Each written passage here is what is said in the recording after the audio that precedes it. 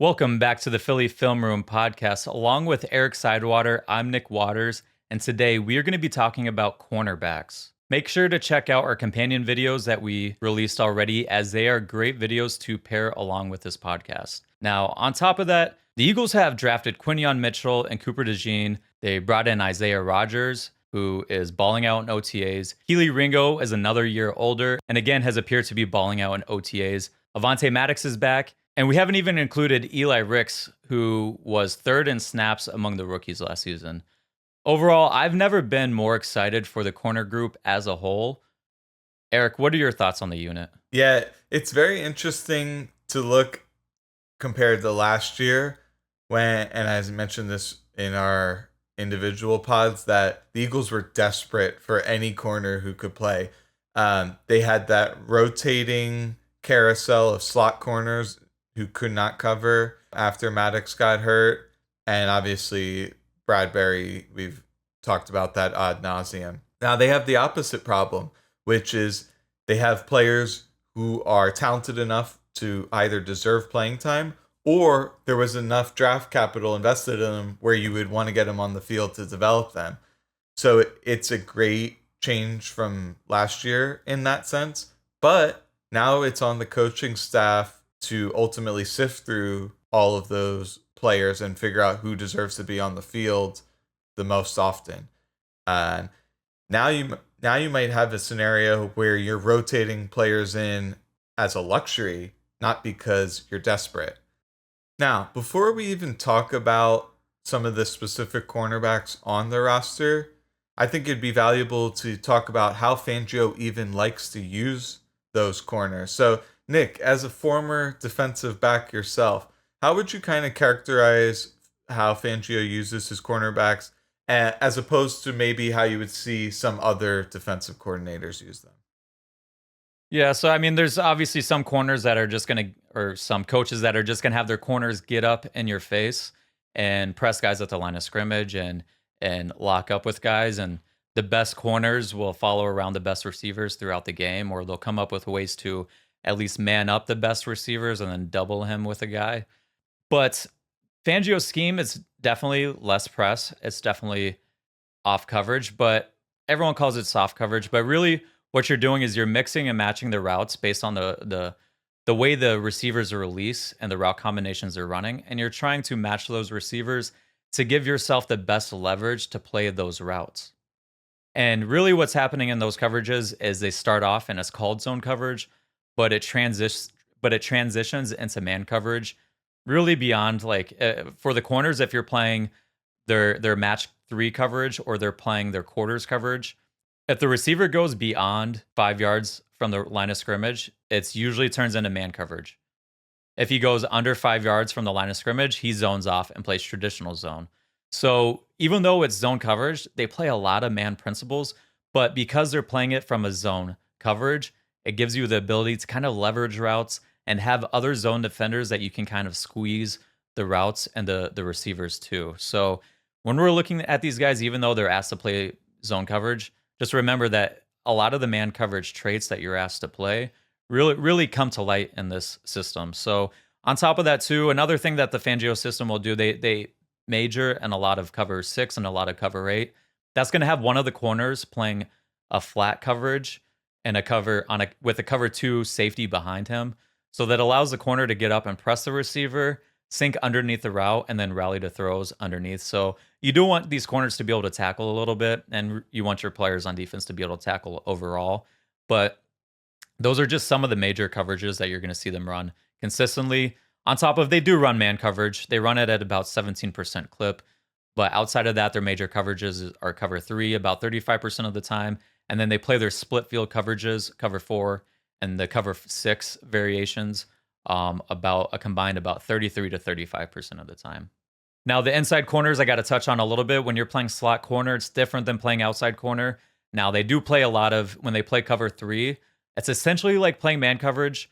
The way they play cover three, it's not a spot drop where you just run to a certain spot on the field. You're matching the receiver. So if they run out or if they run vertical, you're matching that receiver and essentially turning into man coverage. If they run inside right away or underneath, you're zoning off your coverage. Now, when they're not playing cover 3 or cover 1, a lot of times they're kind of more what's more important for them is to be able to tackle and rally to the football because when they're playing in cover 4 or they're playing in cover 6, a lot of times they're playing a quarter flat roll where essentially all you're doing is you're passing off a receiver from the short area to the deep area of the field. You're passing them off to the safety and then you're getting out to the flat. But other than that, you're really rallying up to the football and tackling any throws underneath. And it's in a very important position for as easy as the coverage sounds because the goal of this defense is to get throws to be thrown underneath. And if you can't tackle those players when you do get the ball thrown underneath, well, it doesn't really matter that you're able to force the ball there. So being able to tackle is important for this for the slot corners. And one other thing is need to be a good blitzer. Fangio's defenses blitzed their slot corner at the ninth highest rate. At least that was in 2023. They blitzed in the top 5 a number of times when he was with the Bears. And a lot of times that's either to help in run support or to as a change up to some of their major blitzes that they like to run more consistently. Yeah, and Nick mentioned the way they're playing a lot of these zone coverages is a quasi man coverage on any vertical or outbreaking routes. And the reason it turns into more of a true zone on the immediate inside routes and crossing routes is because offenses started to really spam these mesh concepts where as players are going across the field, there's a ton of traffic with another crosser, and it makes it very hard for someone to track a receiver across the whole field. They may have to reroute, which gives some space for the guy to catch it and run all in one motion. Now, you mentioned Fangio likes to blitz his slots. And the cool thing is that the Eagles seem to have a lot of players well suited for that role. You specifically think about DeJean. They're playing him at nickel. He would be lethal in these slot alignments coming on blitzes. And a lot of times those blitzes are unblocked, which makes them even more potent. And one thing that should be mentioned is the reason they're able to disguise those slot blitzes often, or at least one of the reasons, is because sometimes it's built in as a rule in the defense where, hey, if they shift into this condensed formation, well, you're naturally gonna just start to come more inside to align with the offensive formation. Well, magically now you're pretty close to the quarterback, and it's not suspicious because you're reacting to the formation that they come out with. If they come out and spread and you're right against your defensive edge, it's like, wait, why the heck is that guy there? So now it's way less of a surprise. One other thing I wanted to mention is Fangio, he doesn't have his best corner travel with the other team's top receiver or even try to find favorable matchups, but he does devote a ton of resources to taking away the other team's best option. This is something that's synonymous with Belichick's defense. One of the things that you will hear was they had this cover 1 call where it was like 1 double 81, and I think it was just to take away Randy Moss. Someone can fact check me on that. We're double covering this, so you feel the night off. Come on. Oh, yeah. 1 double 85. That's our call. 1 double 85. No matter where I go? 80, yeah, so you can't hide. But Fangio has dozens of calls that basically rotate the coverage or straight up double the other team's best receiver. Now, one specific example I could give you, we saw CeeDee Lamb absolutely roasting Eli Ricks last year. And basically, when the Cowboys came out with him in the slot, they just got that matchup for free. And it is true that with Fangio, they're not going to try to move Darius Slay into the slot to try to mark him. But there is no chance they're going to leave their corner on an island consistently against Lamb, especially in those slot alignments. They're going to do bracketing where they'll have a play inside out. They're going to play high-low where someone's underneath and someone's deeper. Sometimes they just straight up play 2 guys in straight up man coverage anywhere they go, just mirror them. There's a lot of different ways to do it. In other times, they're going to rotate the safeties over to the side of the top receiver.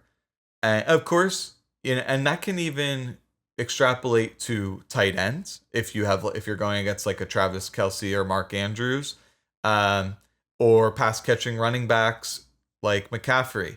Now, because the 49ers have so many other weapons, that's probably not a realistic scenario. But just for example, teams that have a potent receiving threats, you can do similar coverage strategies. So I think a good way to summarize it is it's a reactionary defense. I think inherently all defense is somewhat reactionary, but he's not just going to sit back there in off zone every time and get picked apart. I think that's a little bit of the narrative of these Fangio style defenses is they just are very vanilla, and it's easy for good quarterbacks to beat them just by spamming underneath. It's not quite the case. The other thing that should be mentioned is while the safeties pretty much exclusively stay in a too high formation pre-snap and rotate post-snap, the corners are not doing that much disguise in terms of moving around. A lot of times you're going to be seeing them position themselves 7 yards off, but that also gives them the ability to play a lot of different coverages from that alignment. So you'll hear coaches speak to this by saying it's the perception of complexity, but ultimately it's a lot of eye candy, and under the hood the roles are much more defined. I'll touch on the point of Fangio and how he handles star receivers. He doesn't double nearly as much as play man coverage and then double him with someone else nearly as much as teams do, like the Patriots do. That's how they handle number one receivers. Is they'll just say two guys follow this guy, and then everyone else, your second and third guys, have to beat our guys. And typically, what they'll do is they'll put their best corner on their second best receiver, and then double their star receiver with two people. That's what the Eagles tried to do a lot last year, especially on third down with the Eagles. They would play a lot of Desai would play a lot of the Fangio principles. A lot of their play calls are very similar. A lot of their tendencies on first down, second down, based on distance, were very similar to what Fangio does. But it was third down where they did a lot of the stuff the Patriots did. And this was all year long. So I feel like Matt Patricia had something to do with that. And it continued even when he was coach, obviously. So they did a lot of stuff with that. Fangio will double star receivers, but a lot of times what he does is he will rotate the coverage based on where the receiver lines up. So if the receiver lines up at number one outside, if he's the outside most receiver, a lot of times they'll play cover 6 and play the cover 2 side to his side of the field. So you have underneath him is a corner playing in the flat, sinking underneath him. And then over top, you have a safety playing the deep half above him. So you kind of get an underneath and over top bracket. Or if they line up in the slot, a lot of times what happens is they'll play quarters, which is cover 4. And what happens is you have the number 2, or the safety is taking the number 2 receiver vertical. So if they run about 7-8 yards, anywhere 7 to 8 yards down the field, the safety matches up with them. But below him, you have the quarter flat defender, who is oftentimes the nickel or the will linebacker, who is carrying and delivering that player up to the safety. So you're getting you're getting 2 sets of eyes on that player at all times, and oftentimes more sets of eyes, because you have other coverage defenders to your left and to your right, depending on how the routes work out. So I like to think of it as passively double teaming the player, because you're rotating the coverage in a way where, are you explicitly saying these two guys need to follow this guy? No, but this guy is running through the routes where he's accounted for in multiple different ways by multiple different people. So that's just one way how Fangio handles star receivers. Now, moving on to, we spent a lot of time talking about Fangio's coverages. Moving on to the players and to the unit overall. How do you feel about this unit? What is the strengths of the team? What are the weaknesses of the team? I guess let's start with strengths. What are the strengths of this cornerback unit overall? Yeah, and one way I think about the strengths is juxtaposing it to last year. We mentioned this before that you can use a variety of metrics, but the Eagles were roughly 29th or 30th in the league in pass defense. And for the last several years, the Super Bowl contenders have been among the better teams in the NFL in pass defense. It's absolutely critical. Howie obviously realizes this and therefore invested more resources in trying to repair that. And so I think depth is an extreme. Uh, I think depth is certainly a strength of this unit, and it was not last year. So much so that you can now describe it as a logjam, where ultimately only the guys on the field are what count. And so if you have good players who aren't on the field, and you have positions that aren't as good as they could be, you're sometimes left scratching your head like, oh, I'd rather have one less of these corners in exchange for a stud linebacker. Um, on the other side of the coin, injuries happen. This is the NFL. And if you have competent backups, that's obviously massively helpful, especially in the secondary. That's where it can go south extremely quick. You can, like, if let's say Josh Sweat went down for 3 games, you can mitigate that to some degree. But if your star corner goes down, especially with the guys they were trotting out last year, you're toast immediately. And in fact, even within games, you'll see this phenomenon happening where a good corner will go out, they'll bring in the backup, and the other team instantly is like, all right, we're going after this guy. It's one of my favorite things in football because everyone sees it coming, and then it's like, all right, is this guy going to step up? I don't view that as a concern. And the other thing is it's going to breed a ton of competition, which I think is very healthy. I think Fangio is definitely a merit-based coach where whoever performs best, regardless of any other extraneous factors, will get on the field, or at least I hope so. And one other thing I'd like to pinpoint as a strength is athleticism. This was obviously something sorely missing from the secondary last year. Bradbury was legitimately probably the slowest corner in the entire NFL. And then Ricks was like completely miscast as a slot corner. Now you have Rodgers, who's one of the fastest corners in the NFL. Mitchell, who is the second fastest corner in the draft, who ran in the 4.3s. Ringo, who ran in the 4.3s. So you have 3 potential starters who all are near the top end of the spectrum for athleticism. And that is sorely needed because it was a slow defense last year. It stuck out like a sore thumb. Even you would see players like Greg Dortch from the Cardinals do whatever he wanted just because he was quicker than anyone else we had out on the field. Not to say that guy is a dud. I actually think he's a solid receiver. But it's like if a player like that can victimize you, you're in trouble. And it gives you the ability to play your corners wherever you want and not have to worry quite as much about matchups where there was a play last year where Bradbury was covering Tyreek Hill on a fade. I mean, just think about that. So that's not going to be something we have to worry about this year. So to me, those stand out as strengths of the unit. How about for you? Yeah, I mean, just watching on film last year, just stuck out a little bit when I was watching linebackers, and when I'm watching the corners this year. It's like, man, taking out Bradbury and Morrow and replacing them with other people, this defense is going to be so much better. They were huge liabilities to this team last year, and replacing them. So Bradbury, you're going to replace with one of most likely. I'm assuming Slay's starting on the other side. I'm assuming Bradbury, or I figure it's most likely going to be Mitchell, Rodgers, or Ringo who would be starting on the other side. All 3 of those guys were 4.3 or faster guys. You replace Morrow, who knows what his 40 time was. Devin White's a 4.4 guy. Is he the greatest taking on blocks? No, but the dude can run sideline to sideline.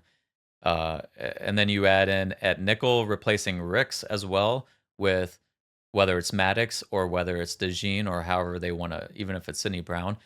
This defense just got so much faster. It's insane. It's going to be night and day difference. When I was thinking about, I had a short video I posted right before the season started a year ago.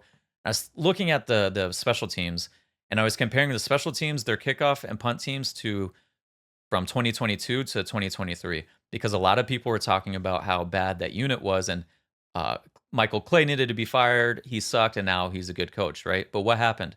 They got a lot faster on their kickoff team. A lot faster. I think they had 3 or 4 guys that ran 4.3 40s or faster on their kickoff team. And they had, I think, 1 in the year before.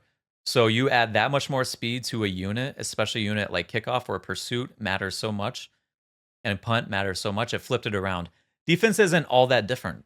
It's about trying to funnel the ball to a certain place on the field and then getting everybody else on the field to get there as quickly as possible. So when you can add speed to your defense, it makes everything else so much better. And Fangio, the way that he coaches, he wants passes to be thrown underneath.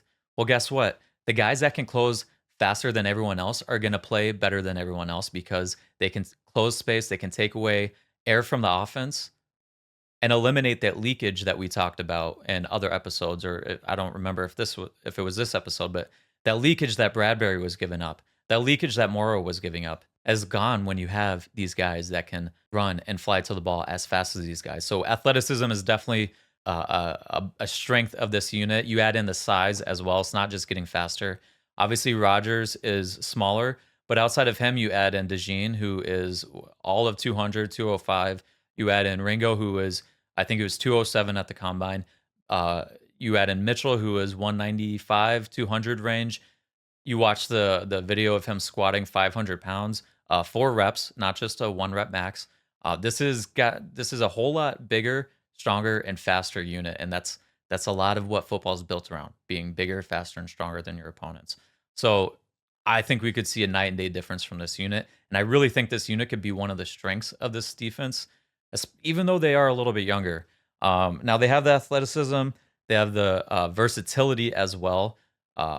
We have Rodgers, who, even though he hasn't played inside, could likely play inside. We now see DeJean, who can play inside, outside, and most likely at safety. We haven't really seen it yet, but I feel like his skill set can transition to safety as well. He can also play in the box. And then you add in Maddox, who is now showing that he's taking reps at safety. I think that further adds to his value for the team in terms of depth at safety, in terms of being a impact player at corner, especially in the slot. All that stuff matters, and it makes it a lot easier to mix and match and rotate people around when you have that kind of versatility. Now, looking to the weaknesses, as much depth and versatility as they have on this unit, as like the depth piece you talked about is so important. You get down to, like, we've thought back to years past where they've been down to their 3rd and 4th string corners, and you got the Saints putting up damn near 40 points by halftime. So, that was the easiest $400 I ever made, but it's never fun betting against the Eagles. But they have that depth. Now, outside of that, I don't think they necessarily have, or we don't know yet. No one's emerged as a star lockdown number 1 corner. And that's always going to be a weakness. You're always searching for that. So until you have it, it's going to be a weakness. And we kind of need someone to step up and take on that role. We'll have to see who it is. But is it necessary? Do you have to have a lockdown corner, number 1? I don't think so. You can do things to mitigate it. And if you have a bunch of B-level players to surround your secondary, I think it can work out. But hopefully, I don't think it's going to happen this year. I don't think we see a guy step up and turn into, a shutdown corner this year. But hopefully in the future, Mitchell can step into that role, or someone else. But, as far as weaknesses go, I think that's probably the biggest one is really they don't have a true stud number 1 right now that we know about. Absolutely. And for me, one thing I would add is, in the modern NFL, now more than ever, teams are throwing behind the line of scrimmage really often. And when it happens near the flats, it does put quite a bit of stress on the outside corner. There are times where they're out there on an island and they're asked to make that tackle in the open field. And depending on who the ball carrier is, that could be a tough matchup. And I do expect there to be some rough patches with that. Now, Mitchell, he does have a great frame and he has that hard-nosed mentality that projects well as a tackler in the future, but I don't think it's quite there yet. There, if you look on film, he did have some bad habits where he'd fly in, almost like trying to be a torpedo and take the guy's legs out, but without any effort to wrap up. That could get dicey at times. And as I mentioned in the Slay pod, I just, he's not going to be a guy flying up, making, big hits very often. And like you said, just experience, but also experience in the Fangio scheme. There's a lot of little wrinkles that he runs that are kind of more unique to how he likes to run his defense that'll just need reps.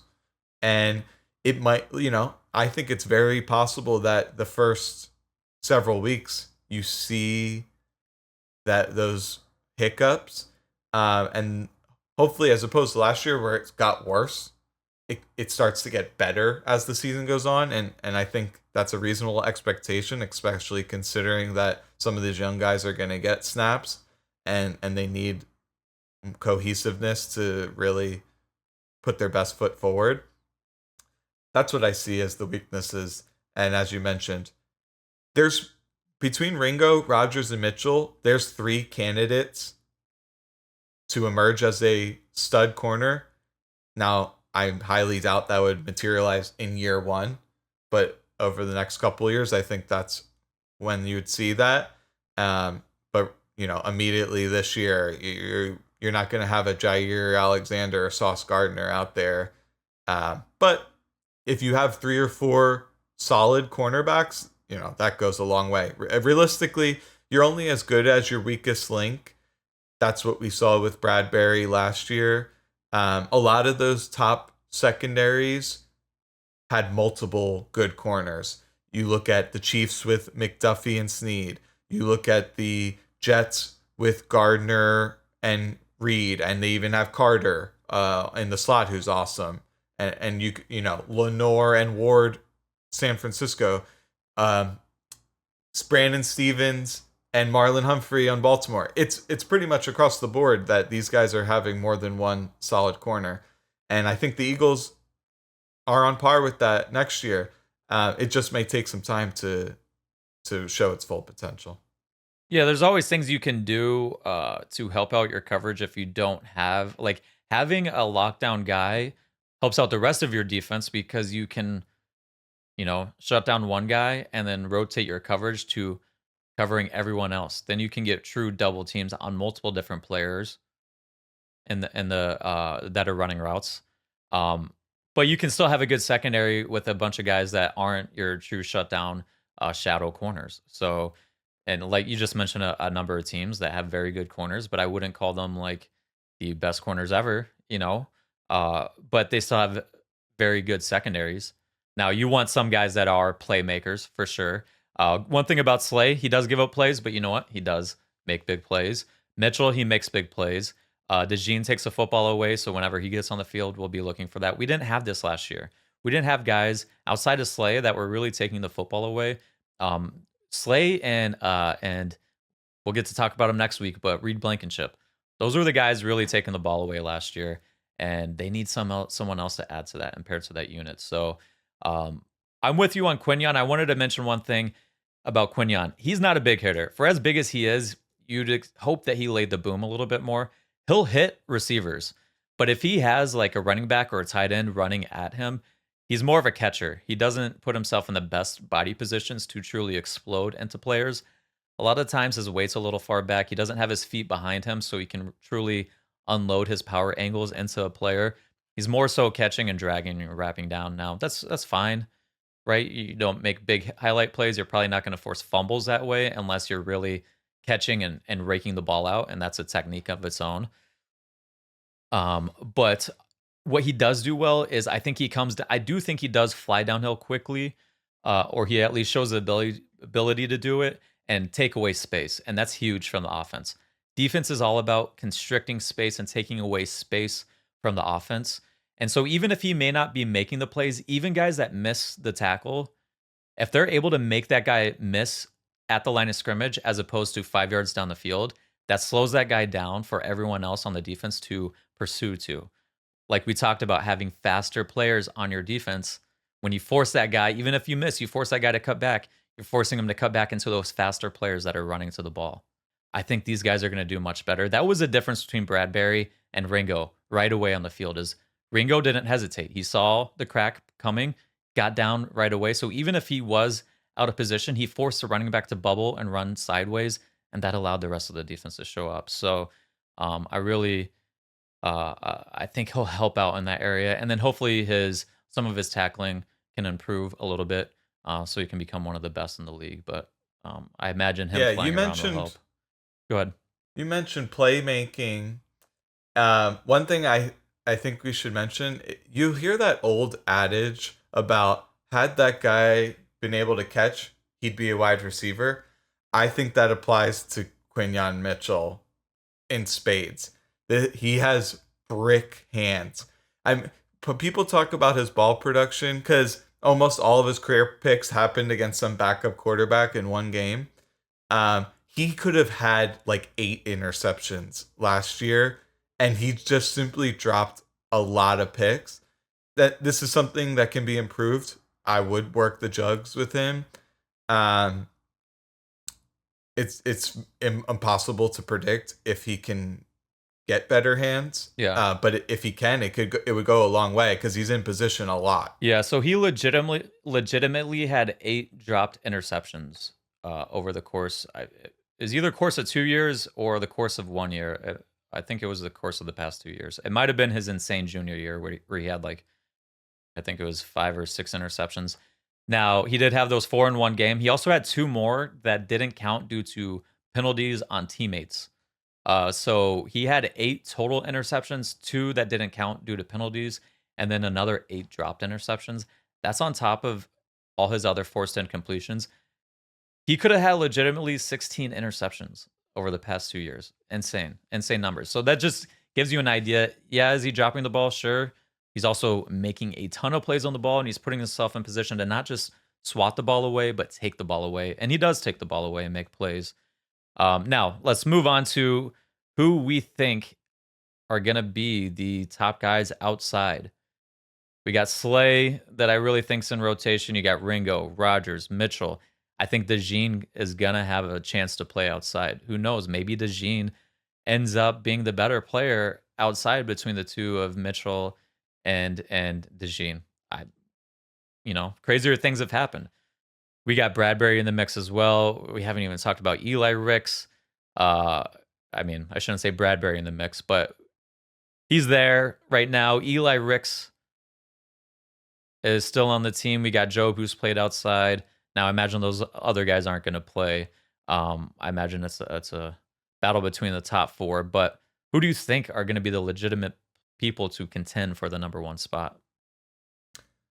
Yeah, I think Slay and Mitchell will be the starting corners on the outside. And Adam Kaplan also mentioned that, and he said it very matter-of-factly, that Mitchell will be starting day 1. And he's very reticent to come out and say stuff that matter-of-factly unless he's like heard it from some inside source. And I believe him. They invested, obviously, a high draft pick on him. And he projects to be good. So, it's very tricky because if, let's say, Keely Ringo is the star throughout all of training camp, and obviously he has the tools. We talked about his potential in his individual episode. It's very high, his ceiling. You may be stuck between a rock and a hard place where you're like, okay, all these guys deserve to be on the field. But this is where those things like draft stock actually could be the difference, where they invested a 4th rounder in Ringo and a 1st in Mitchell. And if let's say they're identical in the coaching staff's eyes, Mitchell's going to get the nod. So yeah, it's just tricky to navigate. And ultimately, what I think will happen is there will be a really good corner who's on the bench a lot. So that, like as we said before, that's a good problem to have because ultimately your guys will go down, whether it's inter-game or for multiple games. It's great to have a starter level player as a backup to come in there. So yeah, for all those reasons, I have Slay and Mitchell as the starting outside guys. How about you? Yeah. So you don't think DeJean's in that mix at all? You think he's probably going to be inside more, No, and or to me, the Rogers writing, too, or Rogers? I mean, I think Rogers got a good shot at that. yeah. So for me, the writing was on the wall with DeJean, where they very early on they were putting him in nickel. That was like the first place they tried him, and they actually did try Mitchell inside. I heard kind of as like a quasi linebacker in a dime package, which I'd like to brag that we talked about that earlier in the offseason, that you'd see plays where those DeJean and Mitchell may be lining up in those positions. More DeJean than Mitchell for sure. DeJean projects better as an apex defender than Mitchell by far. So just because of his positional versatility, to me, that's why he's more likely to play there, because Mitchell doesn't really project as well on the inside. Yeah. What because about he's more of a player. Yeah. Yeah. And What and about to, what about Rogers? You don't think? oh yeah. I mean, listen, if I were the coach, Rodgers would be the starting corner on the out. Well, no, I don't know if I believe that. Well, we got to see these guys in camp. We haven't seen Okay. Mitchell in the NFL, right? But I mean, I think that Right. tells you highly enough how highly you think of Isaiah So Rogers. You know? so I think Rodgers should be on the field 100%, and because he projects a lot better as a slot guy than Mitchell, and in my opinion, DeJean as well, that's where I'd put him. And and so if yeah, my starters Yeah. would be Slay, Mitchell on the outside, and Rodgers in the slot. Okay, so we'll touch on the Rogers in the slot when we get to that portion of the conversation. Now, I agree with you. I think it's likely going to be Slay. Check out our Slay episode for our thoughts on him. A number of reasons why is he's just going to be trusted. They're going to be putting a guy out there on the other side that if it's Ringo or Mitchell, have very little experience in the NFL. If it's Rogers, has experience in the NFL playing well. Check out our episode we did on him. He played very well in his playing time that he got in the past, in 2021 and 2022 in particular. But if it's younger guys, like I don't know if they want to put two very young guys opposite each other. I imagine Slay's probably going to carry some weight. That experience, being able to communicate, get everyone on the same page is worth something. And I think he's going to provide enough uh, good plays as in coverage to be worth starting out there. And he probably will be one of the best corners on the team when it's all said and done. So don't get me wrong. I think he will be one of the best corners on the team, but it carries extra weight. I think it'll take these guys really standing out to kick Slay to the bench, or Slay playing really bad. Now opposite of him, I think it's really, you got three guys like you mentioned vying for that other spot. I do think it's going to be Mitchell. I was highest on him coming out of the draft. You've seen our, hopefully everyone's seen our draft coverage. If not, we talk more in depth about his play. He was the guy we would have traded up for over Arnold, and there's no one else we would have traded up for. So we're very high on him. I think politics plays a role, and that you do have to really go above and beyond to stand out. If these guys are, you said neck and neck, it doesn't even have to be neck and neck. If Mitchell's just a little bit worse than Ringo as a rookie, or they feel there's not that great of a difference, they're probably going to play the first round guy over the Ringo who's drafted later. So I think it's most likely to be Mitchell for that reason too. Just the size he brings with the athleticism, I think it's a lot you can do with that. But if I'm If it's not Mitchell, I do think that it's gonna be Rodgers.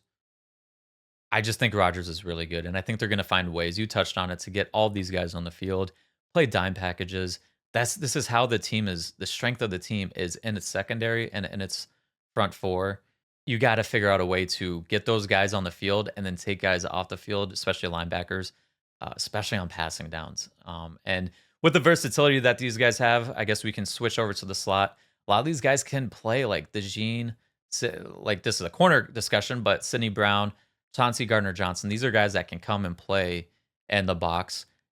You could theoretically play dime packages where you have these guys able to fit runs inside, and especially with how you can force runs with run fits, and Fangio will do it a number of different ways on how he changes up the run fits and the spacing and where he wants to funnel the ball into. But if you get a lot of smaller guys on the field, Fangio knows how to design your run fits so that the offensive line is plugged up inside and force the run to bounce outside to your smaller, faster guys who can then clean up.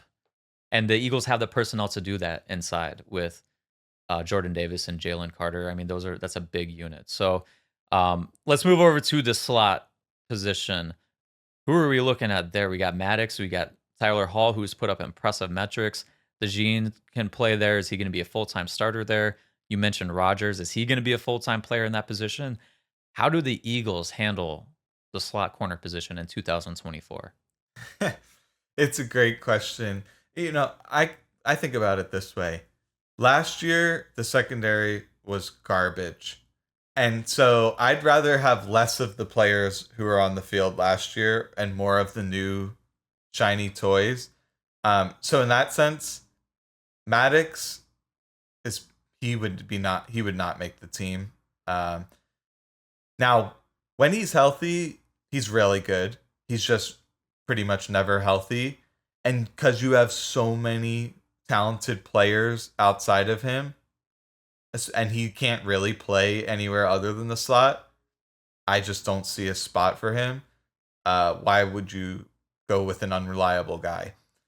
So after him, I have Rodgers because I think he's the most talented corner who is well suited for the slot. And he has experience. So, like, to me, it's between Rodgers and DeJean. And I'm giving Rodgers the nod because I think he's more talented as a pure coverage guy. He's more athletic and he has more experience. The other thing is DeJean, he has more versatility where he can line up as the quasi linebacker in dime packages. He can play safety outside, inside. So why are you going to take Rodgers off the field? Because he can find himself a home somewhere else in terms of DeJean. Now, I've heard firsthand reports that they've had training camp or OTA snaps where they have 4 corners on the field. And we've predicted this early on in the offseason that we think Fangio will run more dime this year than he's ever run. Which, if you go back to Miami, they pretty much never ran it. Just to tell you guys what this is, it's 6 defensive backs on the field. You could even see times, I could even see times where Blankenship might come out, and then you have DeJean with 4 other corners and Gardner-Johnson. So yeah, I'm gonna give the nod to Rodgers. So you think do you think Maddox will be cut outright? Yeah, I do. Really? Okay. So then they're probably going to keep Tyler Hall. They're going to have to keep a pure slot guy because Rodgers has never played the slot, and he is definitely a much smaller guy. They're going to have to keep someone on the team, I feel like. DeJean, I mean, is DeJean a pure slot guy? I think he does things well that can work out in the slot, but is he a pure great slot? Is he going to be the greatest cover corner inside? I don't know about that, you know? So I feel like if you don't keep Maddox, you're gonna have to figure out what you're gonna do. I think Rodgers, if they do cut Maddox or he doesn't win the job to start in the slot, well then I think you're gonna have to figure out something to do on early downs and on short yardage situations in the slot. I think you're gonna have to play big nickel and move in, whether it's DeJean, whether it's Chauncey Gardner-Johnson moves down, I think that's the least likely option. I think they want to keep him back there at safety at all times. Um, and then outside of that, maybe they have a Sidney Brown play at big nickel. Who knows what they're going to do at that position? But if Rodgers is the slot corner, I think they gotta rotate because he is smaller. He's 170 whatever pounds. He's a small guy. Not that he's not feisty and doesn't want to fit in runs. I saw him make a tackle on Derrick Henry. Wasn't a huge hit, but you know what? He was willing to step up and put his body in front of the freight train and stop his momentum. He's willing to do it. No knocks on him there, but there's just the fact of the matter that a bigger guy and more and willing guys as well are gonna be better suited to the job. And so you're gonna have to figure out ways. Maddox, he is a smaller guy as well, but he's shown the ability to play inside and be willing and run support and do a good job. But you know what? To be honest, even if Maddox does win the job, I feel like there's going to be situations where they do play big nickel anyway. But there's a number of times you'll look back at Fangio's defenses last year and they would run nickel personnel to 2 tight end sets. And they're not going to bring in a third linebacker in those times. They'll bring in an extra defensive back. And you want it to be a bigger guy against 2 tight end sets. Now, I do think personally, I think Maddox wins the job because I think Maddox is the best pure slot corner that can play on all 3 downs. There might be some guys that are a little bit better than he is in the run aspect, just due to their size and ability to play that position. But in terms of coverage as well and all of it together and being able to disguise and do different things with your defense and coverages, because there's going to be certain tells. You're probably running your defense different ways if you play big nickel than if you play with Maddox. So if Maddox is out there, he has the ability to play coverage and in the run.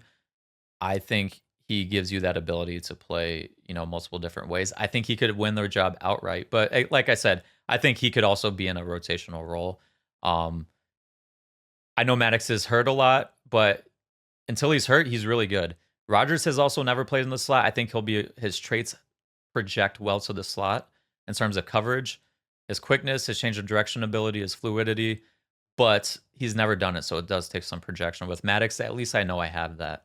So if it comes down to it and Rodgers does take the job, like I was mentioning before, you're going to have a backup to him.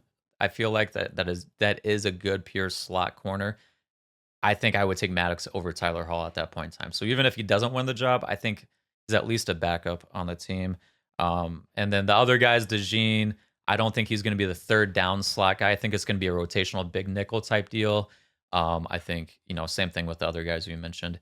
Now, I do also think Maddox helps his ability to make the team by playing safety. It provides positional versatility and that you can carry that extra guy because he can play corner or safety, play in the slot, or he could play deeper. And I think his ability to play in coverage actually fits in well with the safeties, just how they play their coverages, especially when they play quarters coverage. The fact that you have to match number 2 receivers on vertical routes down the field. He's a quick and fast guy. I think he could play that position and match guys well. So we'll have to see how that develops. But that's something we'll probably save for the safety breakdown. So that's my thoughts on the slot. Yeah, and no real knocks against. Yeah, I don't have real knocks against Maddox on the field. It's just that if he is penciled in as the backup, well, now you have a very unreliable backup who could just get injured right away. And then if he is the starter, then you're probably having a really talented corner ride the bench. So, there's a lot of reasons that you would think he would make it, but there's also a lot of reasons that you think he'd get cut. So let's talk about Tyler Hall then, because again, I think they need to have, if they're not going to have a Maddox to back him up, I think they need a guy that has experience in the NFL slot. So let's talk about Tyler Hall, who does have experience. He also has elite metrics, just in a very limited snap share. He had 255 snaps over 2 seasons. So it's not nothing, but it's not like he was starting a ton. But out of the top 150 corners between 2022 and 2023, he was first in yards per target, second in explosive play rate allowed, and 38th in forced incompletion rate. But he was mainly a backup rotational player. So again, this is most likely a uh, small sample size ordeal as opposed to, um, if he was really the first or second best player at corner, he would have found his way on the field. But he was on the practice squad a lot. He was inactive for a lot of games and just never found his way on the field over several years. So if he was that good, he would have at some point found his way on the field.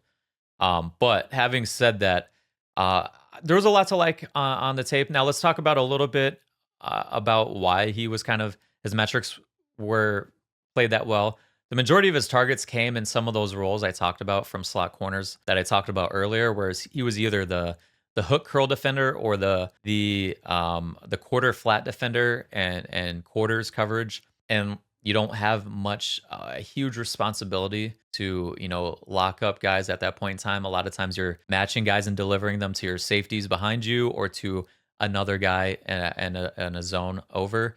A lot of his targets were underneath, and he was very good at rallying to the ball underneath and tackling. And we've been discussing it a lot, is we want fast guys. We want guys that can get to the ball quickly. His 40 time at a pro day was timed in the 4.3s. So again, he's another good athlete. He's a willing tackler. He gets guys on the ground. He doesn't miss tackles. So he is very good in that role. I don't know if he is a guy that is a lockdown man corner. He just wasn't targeted that way. He wasn't used that way. And the times he did get to play, he will step up and run support. He'll dive right in there.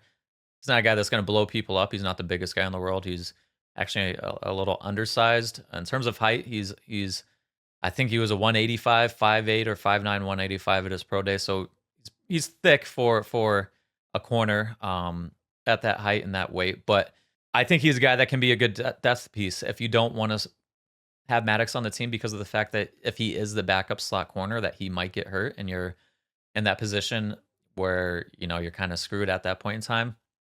Well, I think Hall is a very good option. He can do what you want in a Fangio scheme, and I could very well understand why you would roll with Rodgers and Hall at that position. Yeah, definitely. Hall to me is one of these guys where if they're playing 200 or less snaps, they could be solid. Um, but and if you start scaling it up, that's where it starts to get dicey. As you mentioned, if he was that good in all types of coverages, he would have been on the field more. I'm shocked that he ran in the 4.3s in his pro day, because on tape he doesn't look like a blazing speed to me. So, but he definitely tries hard, which is good. So, and to my understanding, he doesn't have like an extensive injury history or anything like this. So if you're like, checks a lot of boxes, is like reliable, athletic player who doesn't try to play outside of his skill set, who in the limited snaps he did play was pretty darn good. That to me, that's a lot of boxes to check as a backup slot. Whereas Maddox, it's like, yeah, bona fide. I mean, as a pure slot corner, you're talking about one of the better guys in the NFL, no doubt, but completely unreliable. And like I said several times now, if you have really good potential other options, why take on that risk? Yeah, and so let's talk and move on a little bit to some of the bubble guys then. So since we're talking about cutting people, what do we think about, who does make the roster? I think obviously we know Slay, Mitchell, DeJean, Ringo, Rogers should make the roster. Well, when I say should, he'll definitely make the roster. Does he get traded? Maybe he does want to, he might have some trade value. I want to put myself out there where someone can clip this later and turn me into a meme. I'm personally guaranteeing that Ricks is cut. He's playing with the third teamers in camp. He stinks. This guy is not a good player. Yeah, sure, he has some special teams upside. He's obviously way better suited for the outside than he is the inside, but he doesn't have nearly the athleticism that any of the other outside options have. There's a reason that he went, what was he, undrafted? Undrafted. Yeah. So yeah, this guy is, you could kiss him goodbye. He's not making the team. Okay, well, I think we know your opinion on that. I he showed good things, but I don't know if that's enough to keep him on the team. I'm not as big on Ricks as a lot of people are. He's a guy who can do some things well. He can't do a lot of things well. He was out of position for sure. If he can get his hands on you, he can squeeze you to the sideline and play and press. I think that's what he's best at. He needs to be in a system where he can play press. I don't think he's a great off the ball. I don't think he's incredibly quick or sudden changing directions. He's not. He's pretty thin. He's not a guy that's. I mean, he's bouncing off tackles. I wouldn't call him a fantastic run defender or in run support. So he's not. There's nothing about Ricks that says I got to keep him on the team. If there's a better way to build the roster, I'm gonna do that. And he's not a guy on special teams that's gonna provide any value. So Job definitely does. I think a big reason why our punt return was so good last year was partly Covey. Partly was what Ringo and Job did as the protectors on the punt team or punt return team. Job, to me, he's pretty much a lock because of the special teams value. I mean, this guy was on the Pro Bowl ballot. So, yeah, he won't even sniff the field on defense, but yeah, he's a special teams ace. And you definitely keep those guys around. All right, so just a couple more players we want to wrap up and get out of here. So you mentioned Zach McPherson. You don't think he makes a team. I don't either. The history of corners coming back off an Achilles tear is not good. He's going into year 4 without any real game time experience. He moved from outside corner to the slot last season to kind of fill a role. He's never been a starter. He didn't exactly look great in his limited time that season. And again, I'd rather keep Job, so I don't think he makes it even in the slot. I think Tyler Hall is a better player. Mario Goodrich, practice squad. That's all I got to say about that. Same with Mekhi Garner. Although I think I saw he might be playing safety in OTAs. Again, another practice squad player. So I don't think there's anyone else I really felt the need to mention. Did you have anyone else you wanted to talk about? No, I think there's an outside chance Hall actually can sneak in as like the backup slot corner. Although we haven't heard his name mentioned a single time by any reporter or coach yet. So that doesn't necessarily bode well. That's true. That is true. But it remains. It is OTAs. There's no pads on yet right now. Yeah, but if he runs a 4.3, he should be looking good. Right. Well, all of his highlights were him tackling people and like coming downhill. Yeah. So it's like he's probably not going to flash right now, especially if they're running more man coverage or stuff like that. So we'll see. We'll see how it turns out. Overall, long-term outlook for the team. Listen, you got Mitchell and DeJean. Who knows what happens? They could become nothing, but it seems like you look into next year and beyond, you could have DeJean, Mitchell, and Ringo. That's a unit I can really get behind. I personally think, like you said, Rodgers will be gone. Probably will play himself out of a contract or earn a trade, something in that nature. But I am just super excited for this group. What are you thinking for the future? I think I'd love to be a fly on the wall when the coaches are talking about who's gonna make the team, who's gonna start, and then the front office has some say. And I could definitely see some disputes between them where Howie's going, well, look what we invested in this guy. And they're going, yeah, but this other guy's better. And they're like, well, we're splitting hairs here. Yeah. It will be very interesting, specifically with Rodgers. Pure talent-wise, he should be out there, bottom line. But there's all these extenuating factors that we mentioned where they might want to prioritize developing a young guy over him. They may realize the logjam, it's not like they just have one extra guy. They have like 2 extra guys. So maybe it makes one of them expendable. Maybe you're just like, well, we'll go into camp and it's a meritocracy and we'll let the cards play out how they play out, and whoever plays best will see the field, and then we're well equipped when injuries happen. And there's one other thing I hadn't mentioned as a possibility is maybe they keep 8 corners, and that's when I'll get memed and Ricks will make the roster. So, if they come out with 3 running backs and only 5 receivers and 2 tight ends, okay, maybe then they do keep 8 corners and I'll look like a dummy. So yeah, and I think this is what's so hard about this discussion today is there's so many options and so many different things to weigh. And that I don't really, you know, don't really know where to go. There's so many things to think about. One thing we didn't even talk about, and just quickly, is Bradbury's contract.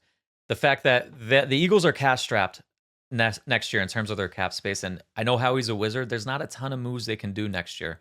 They're pretty locked in. They're probably going to have about $13 million in space. Bradbury, if you cut him now and use a rollover, or excuse me, use a June 1st designation where you can roll over some of his cap hit, yes. Does that open up a tiny? Actually, that doesn't even open up any space this year. But he's off the team, and you allow someone else to join the team. But he would have oh, man, I put this number down somewhere. I believe it was a $10 million cap hit, dead cap hit next season.